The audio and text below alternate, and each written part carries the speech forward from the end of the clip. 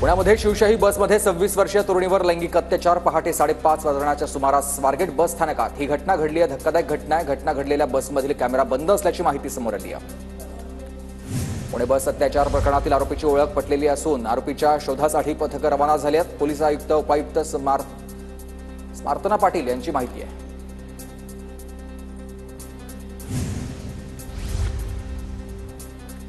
पुणे लैंगिक अत्याचार प्रकरणामधील आरोपीच्या भावाला पोलिसांनी ताब्यात घेतलेला आहे। आरोपींपर्यंत पोहोचण्याचा पोलिसांचा प्रयत्न आहे। 12 पथकांकडून आरोपीचा शोध सुरू आहे।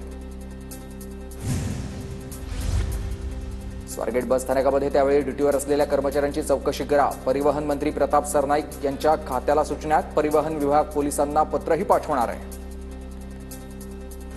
पुण्यातील अत्याचाराची घटना मानसिक विकृतीमधून घडलेला प्रकार आहे। असा अपराध करणाऱ्यांना रस्त्यात ठेचून मारलं पाहिजे, फाशी दिली पाहिजे। मंत्री संजय शिरसाट यांची संतप्त प्रतिक्रिया। लाडकी बहीण बोलायचं आणि मूलभूत प्रश्नांकडे दुर्लक्ष करायचं हे चालणार नाही। पुण्यातील अत्याचाराची घटना अत्यंत संतापजनक। हर्षवर्धन सपकाळ यांचं वक्तव्य।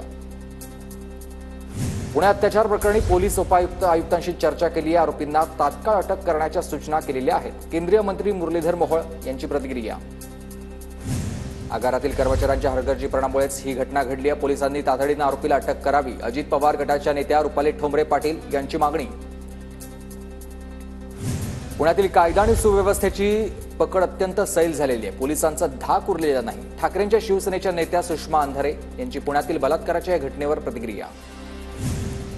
पुण्यात पीएमपीएमला बसच्या महिला वाहकासोबत अश्लील कृत्य। आगार व्यवस्थापकासह दोघांविरोधात गुन्हा दाखल। महिला वाहकाचा आत्महत्येचा प्रयत्न। संतोष देशमुख हत्या प्रकरणात उज्ज्वल निकमांची विशेष सरकारी वकील म्हणून नियुक्ती, तर बाळासाहेब कोल्हेंची सहाय्यक विशेष सरकारी वकील म्हणून नियुक्ती। मस्साजोग ग्रामस्थांच्या 7 मागण्यांपैकी एक मागणी मान्य झाली आहे। पोलिसांनी आरोपपत्र दाखल केल्यावर खटल्याचं कामकाज सुरू होईल। हा खटला जलद गती न्यायालयात चालवला जाईल। नियुक्तीनंतर उज्ज्वल निकम यांची टीव्ही9 मराठीला प्रतिक्रिया। संतोष देशमुखांच्या आरोपींना फाशीची शिक्षा झाली पाहिजे। संतोष देशमुखांच्या आईची सरकारकडे मागणी आहे। उज्ज्वल निकमांच्या नियुक्तीनंतर न्यायाची अपेक्षा व्यक्त केली आहे। बीड प्रकरणामध्ये पहिल्या दिवसापासून मुख्यमंत्री फडणवीस सकारात्मक। उज्ज्वल निकम यांच्या नियुक्तीमुळे आरोपी फाशीची शिक्षा होण्यास मदत होईल।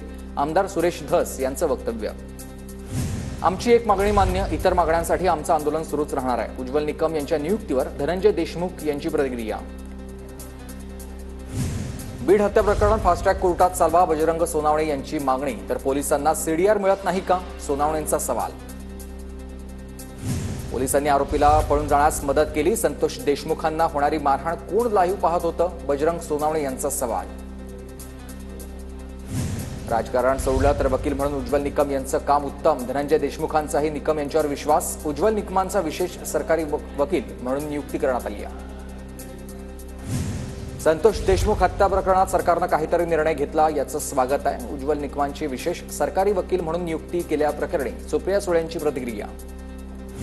मस्साजोगमधील ग्रामस्थांच्या अन्नत्याग आंदोलनाचा दुसरा दिवस। मागण्यांवर तोडगा निघेपर्यंत आंदोलन सुरूच ठेवण्याचा मस्साजोगच्या ग्रामस्थांचा निर्धार। अन्नत्याग आंदोलनाला सरपंच उपसरपंच संघटनेचा पाठिंबा। सरपंच संघटनेच्या अध्यक्षांनी दिले पाठिंब्याचं पत्र। मागण्या मान्य न झाल्यास 2 दिवसांनंतर राज्यातील सर्व ग्रामपंचायती बंद ठेवणार, संघटनेचा इशारा आहे। प्रशांत कोरटकरला काळं फासणाऱ्याला 1 लाख रुपयांचं बक्षीस देणार, संभाजी ब्रिगेडची घोषणा आहे। इतिहास अभ्यासक इंद्रजित सावंत यांनी धमकी दिल्याचा केला होता आरोप। इंद्रजित सावंत धमकी प्रकरणी फडणवीसांनी चौकशीचे आदेश दिलेत। मंत्री शंभूराज देसाईंची माहिती। सत्यता पडताळून कारवाई करण्यात येईल, मंत्री शंभूराज देसाई यांची माहिती। प्रशांत कोरटकरच्या चौकशीसाठी कोल्हापूरहून पोलिसांची एक टीम रवाना। 1 अधिकारी आणि 4 पोलिसांचं पथक नागपूरला पोहोचणार आहे। इंद्रजित सावंत धमकी प्रकरणी प्रशांत कोरटकरवर गुन्हा दाखल झालाय। इंद्रजित सावंतांना धमकी प्रकरणी नागपुरात आज सकल मराठा समाजाची बैठक होणार। प्रशांत कोरटकर ऑडिओ क्लिप प्रकरणी चर्चेसाठी बैठकीचं आयोजन करण्यात आलेलं आहे। संध्याकाळी 5 वाजता बुधोजी भोसलेंच्या अध्यक्षतेमध्ये भोसला पॅलेसमध्ये ही बैठक होईल। प्रशांत कोरटकरच्या घरासमोर सकल मराठा संघटनेचं आंदोलन। इंद्रजित सावंतांना धमकी दिल्याचा कोरटकरवर आरोप आहे। फिक्सरची नावं देणाऱ्या मंत्र्यांची नावंही समोर आली पाहिजेत। ओएसडीवर बोलताना संजय राऊतांची मुख्यमंत्री फडणवीसांकडे मागणी। मुख्यमंत्री भ्रष्टाचार रोखण्यासाठी या पावलं उचलतात म्हणून त्यांचं सामनामधून कौतुक केलंय, राऊतांची प्रतिक्रिया। जो नियम ओएसडींना तोच नियम मंत्र्यांना का लागू नाही? आरोप झालेला ओएसडी चालत नाही, मग मंत्री कसा चालतो? धनंजय मुंडेंच्या राजीनाम्यावर सुप्रिया सुळेंचा सरकारला सवाल. शिंदेंच्या राजवटीमधले घोटाळे आता बाहेर येत आहेत. फडणवीसांनी या प्रकरणाची खुली चौकशी करावी. आदित्य ठाकरेंची ट्विट करत मागणी. नीलम गोऱ्हेंचं वक्तव्य सत्य आहे. ठाकरेंची अनेक बिलं एकनाथ शिंदेंनी भरलीत. मंत्री नितेश राणेंचा दावा. पीठासीन अधिकाऱ्यांना सभागृहामध्ये आणि सभागृहाच्या बाहेरही बोलताना मर्यादा पाळाव्यात. विधान परिषदेचे सभापती राम शिंदे यांचा नीलम गोऱ्हेंना टोला आहे. फ्रान्सच्या कंपनीचा एमएमआरडीवर कमिशनखोरीचा आरोप आहे. कंपनीच्या नियमित कामांची बिलं मुद्दाम रखडवून ठेवतायत. सामनातून एमएमआरडीएच्या कमिशनखोरी विरोधामध्ये भाष्य. आकाचे कमिशन मिळाल्याशिवाय बिलं देणार नाही असं सांगितलं जात आहे. सामनातून खळबळजनक दावा.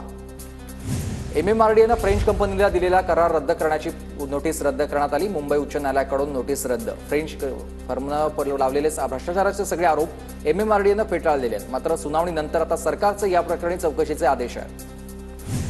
अण्णा हजारेंना भेटणार आणि सांगणार, उठा, तुमची गरज आहे, राज्याला तुमची गरज आहे, तुम्ही बोला, असं हजारेंना आपण सांगणार आहोत. संजय राऊतांची अण्णा हजारेंवर प्रतिक्रिया. वीर सावरकर आणि बाळासाहेबांना भारतरत्न देण्याचा प्रस्ताव राज्य सरकारनं केंद्राला पाठवावा, राऊतांची मागणी आहे. तर राजकीय गणित जुळवून याआधी भारतरत्न दिलेत, राऊतांचा आरोप. डोंबिवलीमधील 65 अनधिकृत इमारतींवर कारवाईचे आदेश. कारवाईवरून ठाकरेंची शिवसेना आणि मनसेमध्ये जुंपली. सर्व पक्षांनी एकत्र येऊन लढा द्यावा, दीपेश म्हात्रेंचं आवाहन.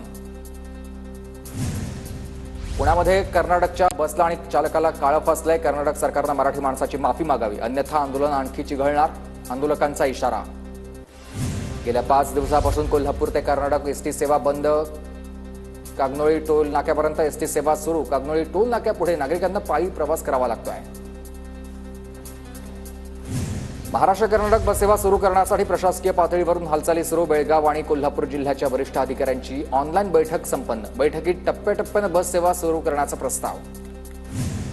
सदा सरवडकरांची आमदार महेश सावंतांविरोधात हायकोर्टात याचिका. निवडणूक प्रतिज्ञापत्रात 4 ते 5 गुन्ह्यांची माहिती लपवल्याचा आरोप आहे.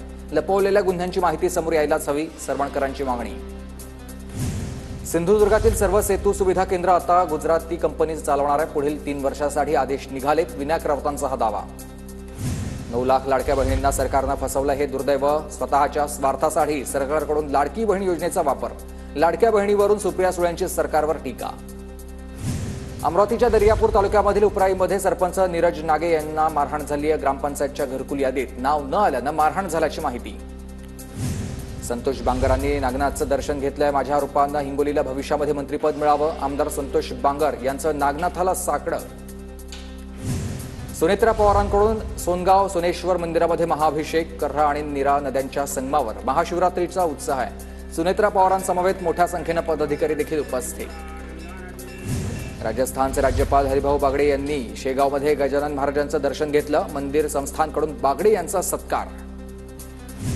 शिर्डीतील साई संस्थानच्या भोजनालयामध्ये महाशिवरात्री निमित्त 10 टन साबुदाणा खिचडीचा महाप्रसाद. दर्शनासाठी भाविकांची मोठी गर्दी. 40,000हून अधिक भाविकांसाठी प्रसादाची सोय.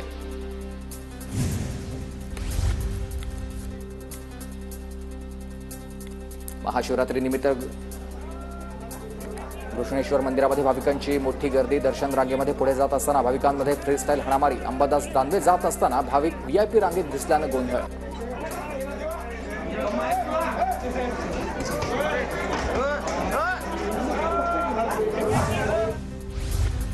महाशिवरात्री निमित्त चंद्रपूरमधील अंजलेश्वर मंदिरामध्ये शिवभक्तांची मोठी गर्दी. प्राचीन मंदिर भाविकांच्या गर्दीनं फुललंय.